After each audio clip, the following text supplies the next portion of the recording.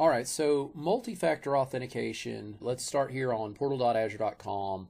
We'll go to our Azure AD Blade and then go back over here to users, and again, here is multi-factor authentication. This is where we're going to do it. Don't forget, if the resolution of your monitor is kind of low, you may have to click the ellipse symbol. So we'll go back over here to multi-factor authentication and just kind of run down through here. So if I wanted to enable multi-factor authentication, there is bulk abilities to enable it for everybody, but maybe I just want to enable it for, I don't know, Bob Jones. I can go right over here to the right, and I can click to enable this for Bob Jones. So then at that point it says about enabling multi-factor auth. If your users do not regularly sign in through a browser, you can send them this link and then they can go ahead and register. Because what will happen is the next time this user goes to authenticate, it is going to make them register for multi-factor authentication. So what exactly does that mean when they do that? Well, let's jump back over real quick and look at our users again, okay? So if we click on Bob Jones, for example, we can go right here to authentication methods. And right now, this information has not been registered for Bob Jones, right? Bob Jones, when he logs on, he'll have to put in a phone number, email address, all that. But notice something else. We've got require re-register of MFA. So when he registers with MFA, he'll be able to use that to prove who he is, multi-factor authentication. But we can also require him to re-register, okay, if we want. So we could force him to re-register multi-factor authentication later down the road. Maybe we suspect somehow somebody has tricked him or something, gotten access to his account. We can force a require a re-register if we want, okay? So from there, I can jump back over here to the multi-factor authentication page. I can enable this for Bob Jones. We'll go ahead and say enable multi-factor auth, okay? Just like that, it's now officially turned on for Bob Jones, okay? At that point, if I want, I can enforce this. So notice here it says about non-browser applications. So after multi-factor auth is enforced, users will need to create app passwords to use non-browser applications such as Outlook or Link. For security reasons, app passwords are not available to admins who will be able to sign in only with the browser. Okay, so if we enforce this, the issue you may run into there is what about older applications? They say Outlook and Link, but actually that's not true. It's not just all versions of Outlook and all that. It's legacy applications like Outlook 2010. If you have like Outlook 2013, the app has no problem supporting multi-factor authentication. So you can go out there and search. Microsoft's got some information on some of the apps that are considered legacy or not.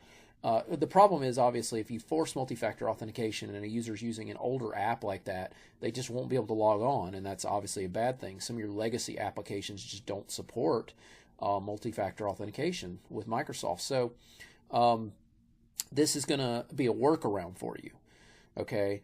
So I can enforce multi-factor authentication right now if I want to, and they're warning me that if I'm going to enforce it, the user is not going to have any choice every time they log on. They're going to be, they're going to have this enforced multi-factor auth enabled, and this is going to throw off the app password scenario, the legacy apps. But we can create what's called app passwords for the user, and I'll show you a little bit more on this. Just stick with me for a second.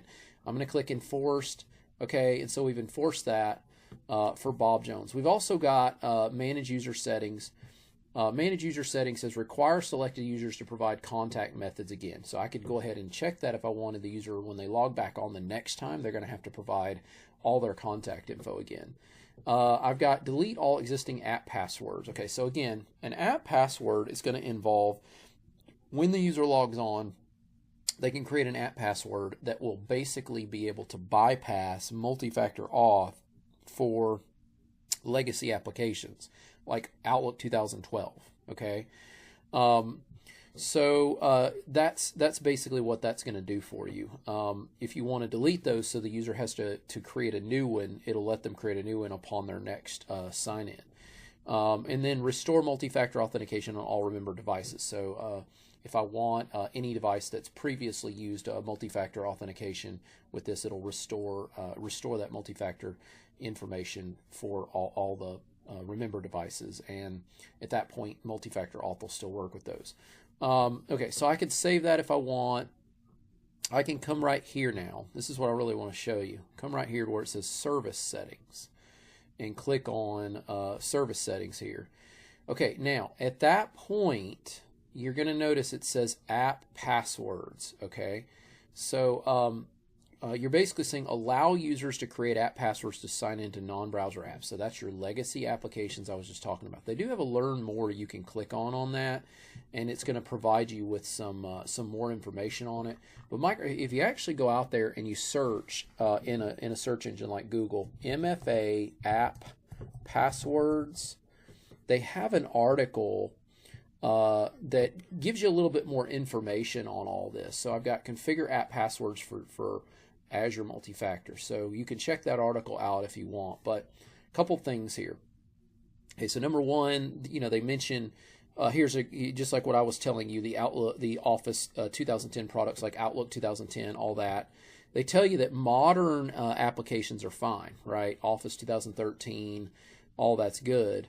So some of your considerations. So here's a consideration for you. There's a limit. You can have up to 40 app passwords per user. So that is a concern, a consideration when dealing with this. But some of the facts there: applications that cache passwords and use them on-premise scenarios can fail because app passwords isn't known outside the work account. Azure multi-factor authentication is enabled on a user. App passwords can be used with non-browser clients like Outlook and Skype for Business. So a couple things there. And then, of course, your app passwords will have names associated with them. Outlook, Word, whatever app they're using. If it's an older application. Okay. They also mention if you're using ADFS, there's some federation considerations here.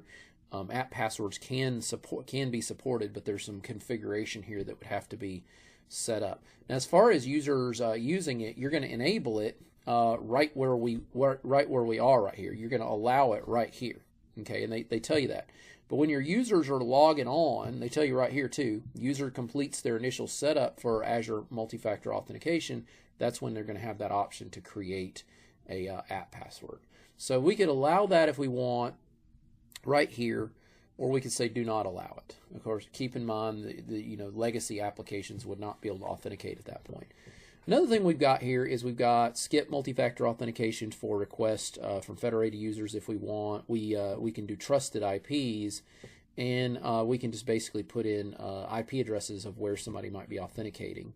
We've also got methods available for users for verification. We've got text, notification, verification code, call by phone, but you have to have a full tenant, a full-blown tenant to support call by phone.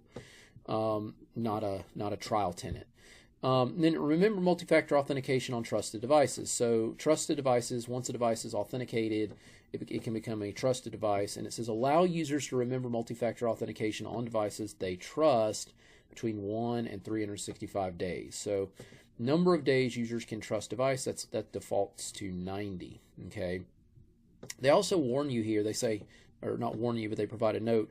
For optimal user experience, we recommend using conditional access sign-in frequency to extend the session lifetime on trusted devices. Basically, you can utilize what's known as a conditional access policy to control some of this and extend things out if you need to. So once you've configured what you want there, you can go ahead and click save the settings, and you've officially set up your multi-factor authentication for support for app passwords and for your users.